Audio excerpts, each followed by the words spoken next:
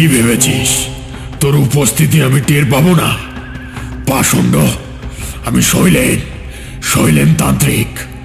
আমার কার্যের ব্যাঘাত ঘটাতে এসেছিস।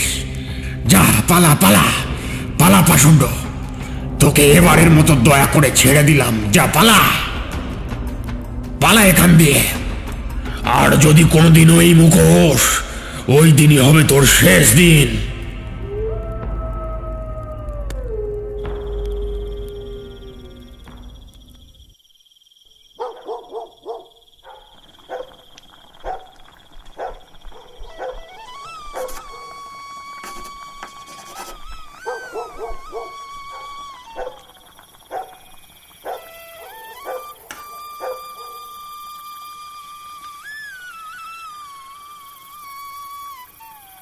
কখটা পুরো লিখবি খোকা? আমি এক্ষুনি গিয়ে দেখব। হ্যাঁ মা, এই লিখছি। মা, একটু তরকারি দেবে? খুব খিদে পেয়েছে। গরম গরম তরকারি দাও না একটু। দাঁড়া, এখনো হয়নি, হলে দিচ্ছি। তোর বাবাটা এখনো কেন এলো না কে জানে।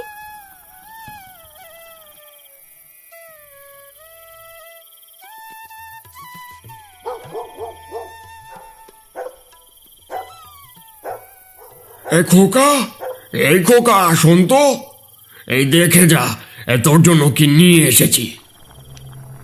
আসতে যা, পড়ে যাবি তো।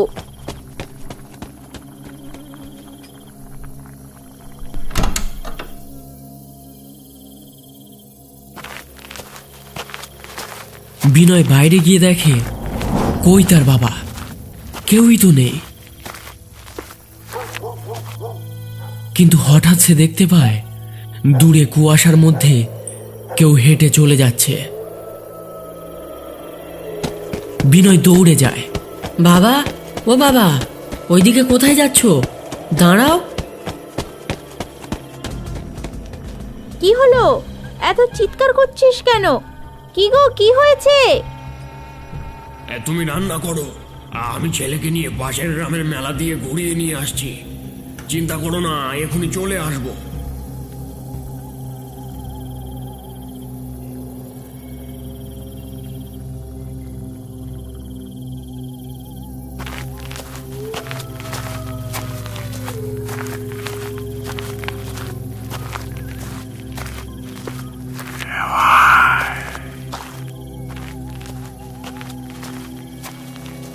বিনয় ছুটতে ছুটতে বাড়ি ছেড়ে অনেকটা দূরে চলে এসেছে। কিন্তু কোথায় তার বাবা? বিনয় ধীর গলায় বাবাকে ডাকতে থাকে। বাবা, তুমি তুমি কোথায়?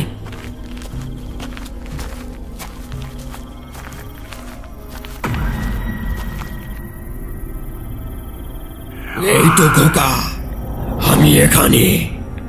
বিনয় পিছনে ফিরে দেখে কেউ নেই।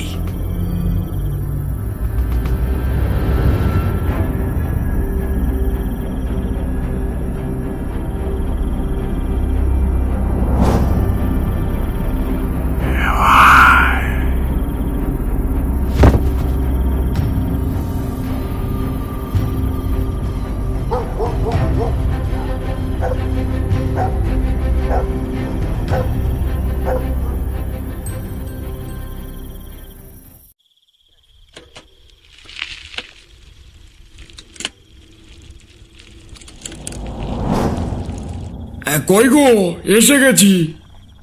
আমি এখনো রান্না করছি, তুমি ছেলেটাকে পাঠিয়ে দাও তো, ও তরকারি খাবে বলছিল। ছেলেকে পাঠাবো মানে? ও এখানে নেই। এখানে থাকবে কিভাবে? হ্যাঁ, তুমিই তো নিয়ে গেলে একটু আগে, বললে মেলায় নিয়ে যাচ্ছ। অবিনাশ কথাটা শুনে স্থির হয়ে যায়। তাহলে কি সে এসেছিল? সেই কি আমার ছেলেটারে? তুমি রান্না করো, আমি ছেলেকে নিয়ে আসছি। ও বোধহয় কানাইদের বাড়ির দিকে গেছে। কি যে করো তোমরা দুই বাপ বেটায়! সন্ধেবেলায় ছেলেটাকে একটু বই পড়াবে তা নয়, ওকে নিয়ে চলে গেল। আর তারপর এক্ষুনি বলছো কানাইদের বাড়িতে গেছে। আমার হয়েছে যত জ্বালা।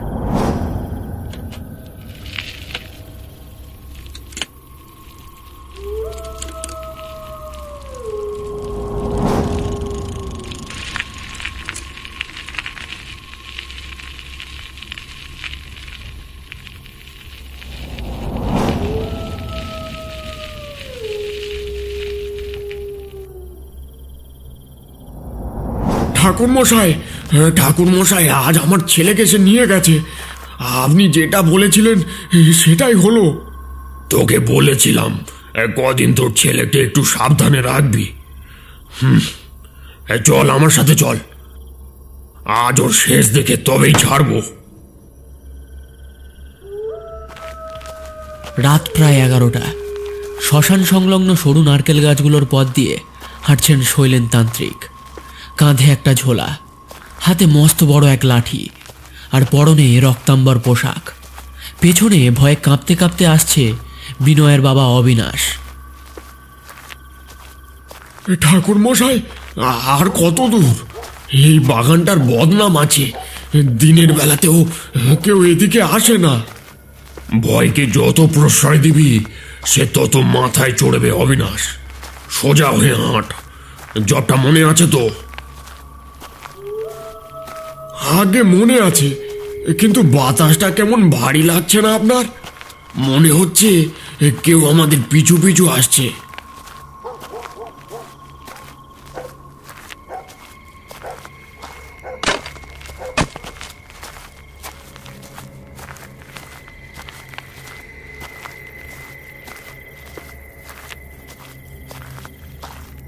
দাঁড়া, এক পাও নড়বি না। কি হলো ঠাকুর মশাই, কিছু দেখতে পাচ্ছেন? দেখতে পাচ্ছি না, ঘ্রাণ পাচ্ছি। কটু গন্ধটা পাচ্ছিস? মরা পড়া গন্ধ নয় এটা, এটা পিশাচ মাংস আর পুরনো ভিজে মাটির মিশেল। ও সামনেই আছে। না, আলো জ্বালবি না, ও আলো সইতে পারে না, রেগে গেলে বিপদ বাড়বে। কে আছে সামনে? মানুষ না অন্য কিছু? মানুষ হলে তো কথা ছিল না রে। যা দেখবি চিৎকার করবি না, শুধু মনে রাখবি আমি তোর সাথে আছি। ঠিক তখনই সামনের বড় অশ্বত্থ গাছটার উপর থেকে একটা অদ্ভুত খিলখিল হাসি ভেসে এলো। হাসিটা মানুষের মতো নয়, যেন দুটো পাথর ঘষলে যেমন শব্দ হয় অনেকটা সেরকম। হঠাৎ গাছের ওপরে সেই খিলখিল হাসিটা বন্ধ হয়ে যায়। চারপাশটা আবার থমথমে। হাসিটা বন্ধ হয়ে গেল কেন ঠাকুর মশাই? ও কি চলে গেছে? না, ও নামছে। অবিনাশ, আমার গায়ের কাছাকাছি থাকবি, যাই দেখিস না কেন চোখ বন্ধ করবি না। আর হ্যাঁ, তার চোখের দিকে ভুলেও তাকাবি না। হঠাৎ ওপর থেকে একটা ভারী কিছু পড়ার শব্দ হলো। ঠিক 5 হাত দূরে একটা ছায়া দাঁড়িয়ে, কুচকুচে কালো রং, মানুষের মতো গড়ন হলেও হাতগুলো অস্বাভাবিক লম্বা, মাটি ছুঁই ছুঁই। শৈলেন, তুই আবার এসেছিস? এই সীমানায় পা রাখার সাহস হয় কি করে তোর? শয়তানের কোনো সীমানা থাকে না। তুই গ্রামের ছোট ছোট ছেলে মেয়েগুলোকে ধরে নিয়ে যাচ্ছিস। আজ তোর নিস্তার নেই। আগের বার দয়া করে ছেড়েছিলাম, কিন্তু এবার সে ভুল আর করব না।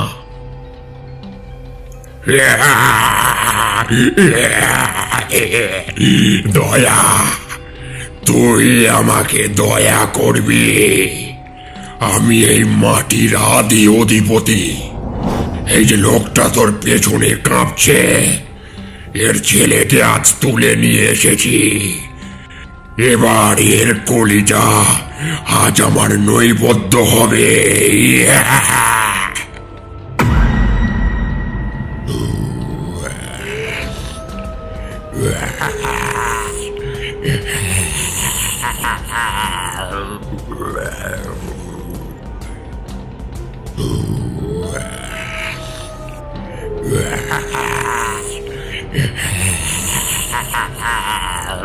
ওম হ্রিং বগলামুখী সর্বদুষ্টানাং বাচং মুখং পদং স্তম্ভৈতারা।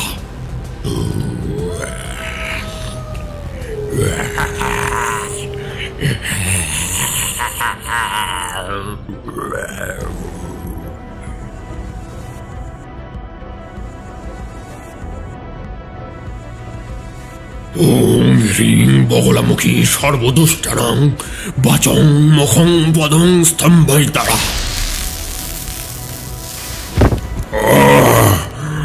কি যন্ত্রণা!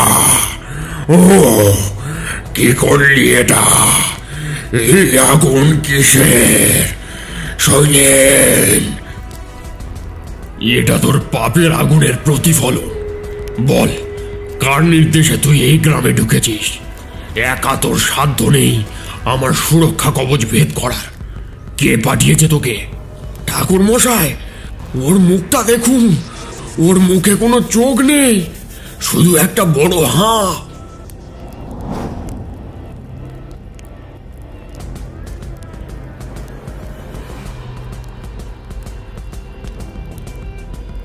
ভয় পাস না অবিনাশ, ও একটা অন্ধ পিশাচ। কেউ একে তান্ত্রিক অবিচার করে জাগিয়ে তুলেছে। বল পাষণ্ড, তোকে কে পাঠিয়েছে? নইলে এই দণ্ডেই তোকে ভস্ম করব।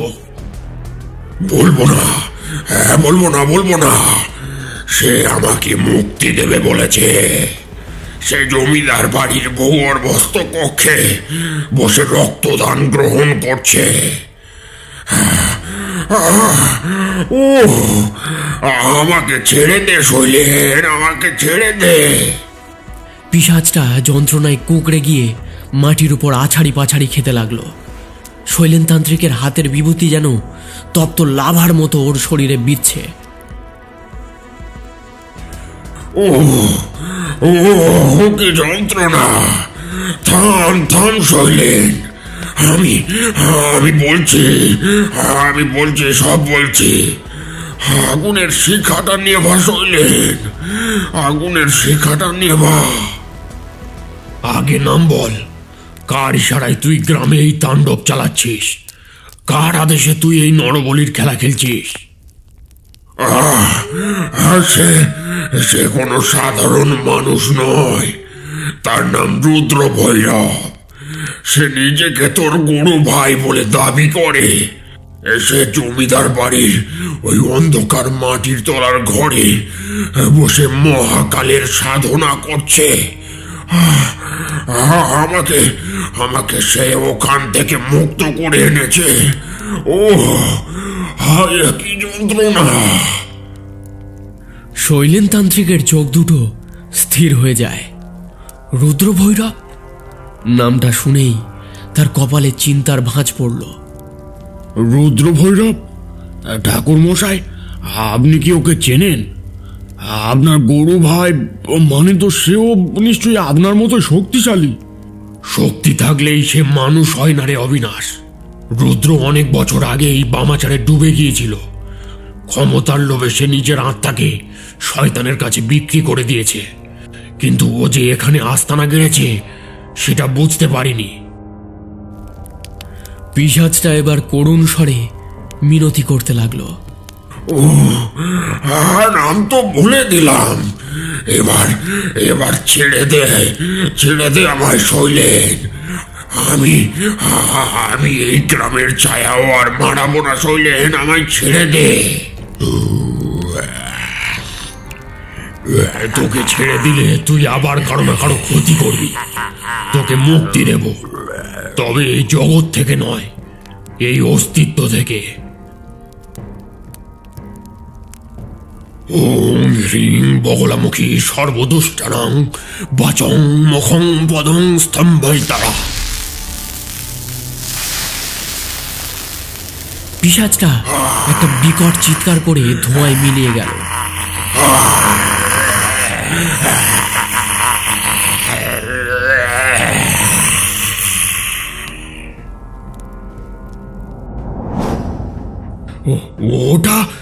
ওটা কি মরে গেল ঠাকুর মশাই?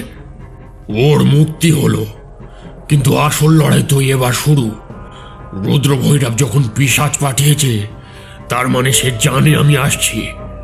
অবিনাশ, তুই চাইলে এখন গ্রামে ফিরে যেতে পারিস। জমিদার বাড়ির পথটা বড় ভয়ঙ্কর। আমি তোর ছেলেকে নিয়ে আসব, কোনো চিন্তা নেই তোর। না ঠাকুর মশাই, আপনাকে একা ফেলে ঘরে যাব না। এই রুদ্র ভৈরবকে যদি না থামানো যায়, আমার গ্রামটা শ্মশান হয়ে যাবে। আমি আপনার সাথেই যাব, আমার ছেলেকে আমি নিজেই যাব বাঁচাতে।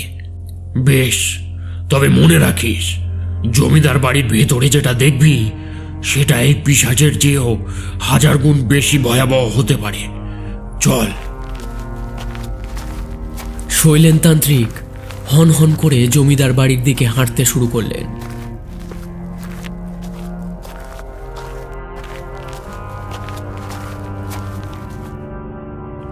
ওং হ্রিং ঘোর পিশাচায় ক্লিং কপাল হস্তায় রোধির ভক্ষণায় তমো সরাজায় নম আকাল মরণং প্রেতং দৃশ্যং করুমমাজ্জয়া।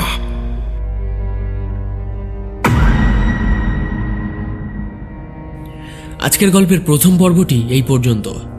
এই গল্পের দ্বিতীয় পর্ব খুব শীঘ্রই আসবে। তো আজকের গল্পের প্রথম পর্বটি তোমাদের কেমন লেগেছে অবশ্যই কমেন্ট করে জানাবে। খুব শীঘ্রই আসবো এই গল্পের দ্বিতীয় পর্বটি নিয়ে। ততক্ষণ তোমরা পুরনো ভিডিওগুলো দেখতে পারো। তো আজকের এই পর্যন্ত। সবাই ভালো থেকো, সুস্থ থেকো। ধন্যবাদ।